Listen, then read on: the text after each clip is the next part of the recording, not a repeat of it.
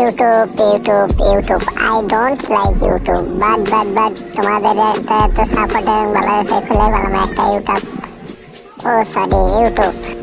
এখন কিছু মানুষ বলবে বাংলা কবি হয়ে গেল এখন YouTuber. No no no guys, এখন থেকে তোমরা বলতে পারো টিকটকার। আর আজকের তারিখ 15 আগস্ট 2025।